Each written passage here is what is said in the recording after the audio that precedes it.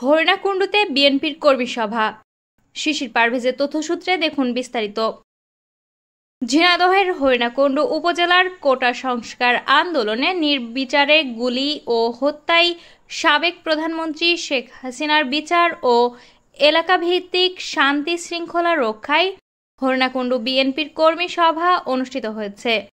বুধবার বিকেলে হরিণাকুণ্ডু উপজেলার অডিটোরিয়াম সেন্টারে এ কর্মসূচির আয়োজন করে হরিণাকুণ্ডু উপজেলা পৌর ও ইউনিয়ন বিএনপি।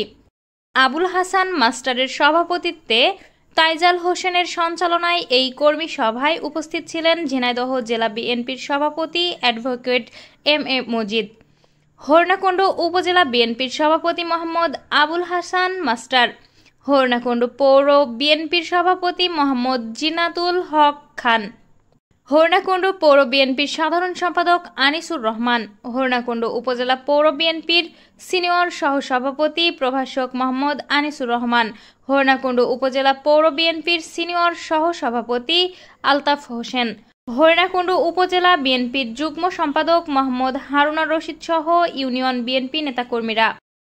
এতে জেলা বিএনপির সভাপতি এম.এ. মজিদ, হরিণাকুণ্ডু উপজেলা বিএনপি সভাপতি আবুল হাসান মাস্টার, পৌর বিএনপি সহ জেলা ও ইউনিয়ন বিএনপির নেতৃবৃন্দ বক্তব্য রাখেন।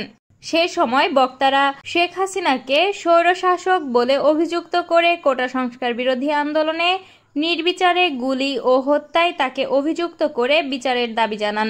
সেই সাথে হরিণাকুণ্ডু উপজেলার বিভিন্ন এলাকার আইন শৃঙ্খলা রক্ষার সকলকে সহযোগিতা করার আহ্বান জানান।